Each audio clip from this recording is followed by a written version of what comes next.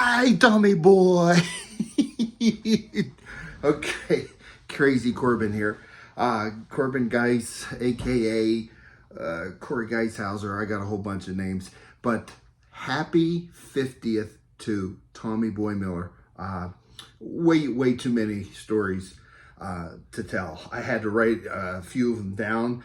The best times with Tom were the road trips. I mean, way back starting off when he was first showing me how to call in the two-car garage, stories from there, to when Tommy got his 25th in Cincinnati, to Yosemite National Park with Ernie Kinney. Oh my gosh, funny stories the whole way. Vegas trip in 2000 with Collar Lab, to playing with my friends, of singing call we all recorded in a hotel room, to the Elvis before he died story where we laughed so hard we were in tears, to the time that we pulled into a diner at like 2 o'clock in the morning coming home from a gig, and the waitress and busboy were making out in the cooler in the back, and they said to help ourselves to the food, and we did, but that's another story. To the Hakuna Matatas, our handy-capable group. So many. But if there were two that I were to narrow down, the first would be homework for everybody out there. Tom was doing a collar school in 1995 with the late, great Stan Burdick. That was in the summers, like in July. Earlier that year, the funniest movie I think I had ever seen, called Tommy Boy, came out with Chris Farley and David Spade. Everybody who's watching this, your homework, if you haven't seen it, rent, find, somehow or another, get Tommy Boy. That's how Tom Miller got his nickname, Tommy Boy. The whole movie was our first trip together to the Adirondacks to this color school. You want to see the whole thing? Watch it on that video. The road trip. That's your homework. Okay. The second one, Tom was really into ghost hunting, and was a huge history buff. So we had a Pennsylvania State Convention near the capital of our Commonwealth in Harrisburg area, and Gettysburg was just a stone throw away. So we decided we'd take a couple nights down there. I was just all about going down for the historical end of it. Tom was all into the history too, but of course the ghost busting too, with all of his little devices and stuff. So I remember the first night we get down there, there is a haunted tour like everywhere, and the one was the Jenny Wade house, and she was like the first and only civilian that was shot in the Civil War, and the bullet hole can still be seen in the cabin.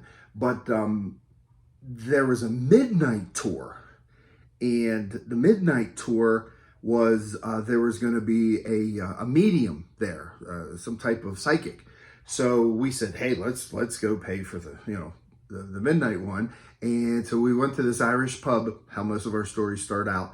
And then at midnight, we ran back over, and we had about 30 people. We're all in this little house, and this psychic comes in, and I'm back there, and, Tommy's like, behave, and I'm just cracking up and doing funny stuff. And so the psychic singles me out and says, you back there, Mr. Funny Guy, what's your name? And I said, you should know, psychic.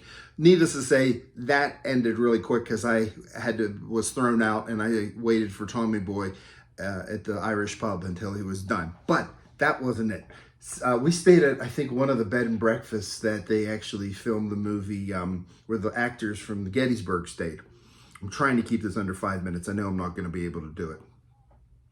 Second night, ghost hunting again.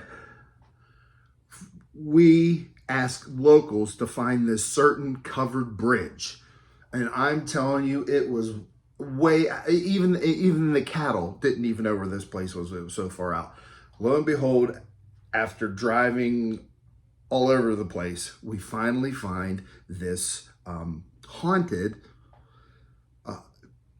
covered bridge. And we had found out that some said that during the Civil War, it was used as an infirmary, and other locals were saying, no, it's the place where they, that's where they did all the hanging. So what the plan was Tom had one of these EVPs, I think it is, electric voice phenomena, on a cassette tape. And my job was he was going to set this tape recorder right at the end of this covered bridge, and I was to kind of like stay there. I didn't want to go in that dark whatever bridge by myself or with him. So he was going to go in there with all his other Ghostbusters stuff, and I'm staying down there, okay? And he goes in, and he has a flashlight, and I can see it kind of going off in the distance. And then after about 2.5, maybe 3 minutes, I was bored to distraction. And I went over to the tape, and I went,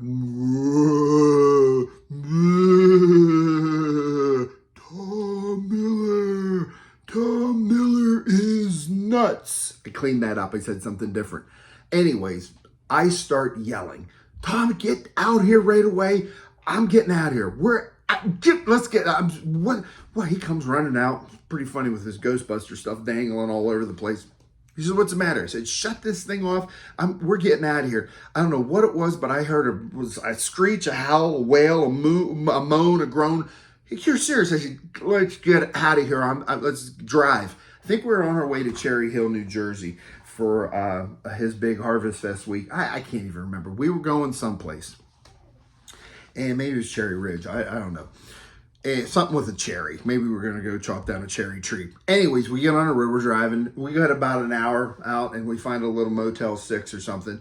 And he's all asking me questions the whole time. And I'm like, just totally. And so he says, I'll tell you what. We get to the hotel room. Listen to this recording, and wherever that part comes up, let me know. I'm going in and taking a shower. I said, go ahead. So, of course, I'm listening to it, and the shower's in there running, and I'm waiting just about when it starts. And Tom was in there already for a few minutes, and I was waiting until he got totally drenched. And I paused it, and I said, Tom, I think I found it. I think I found a part. So he's coming out, and he's dripping wet, and he's grabbing onto the towels and hand towels and washcloths, whatever, and he's dripping wet. And he's coming over, and I said, I think this is it. And of course, I had to, and he goes, oh my gosh. And while he was getting closer into the tape to listen to it, I was backing up further and further away, and he still didn't know it was me. And then I had said, Tom Miller, and he went like this, and I was out that door. Tom Miller is nuts. He darted after me with a towel soaking, went right down the hall, the door locked behind us. I'm laughing to beat old hell going the whole way down. He's dripping wet, and he was about ready. Oh, it was so funny. Needless to say, I had to go down to the front desk, and it was like probably 3 a.m. by that time. Get the keys and go let him back in. Just laughed our butts off. And this is almost 9 minutes long. You're probably going to edit it, but happy 50th, Tommy Boy Miller, and to many, many more years of calling. And thanks for everything that you did for me in this wild and wonderful and wacky world of modern Western square dancing. Peace.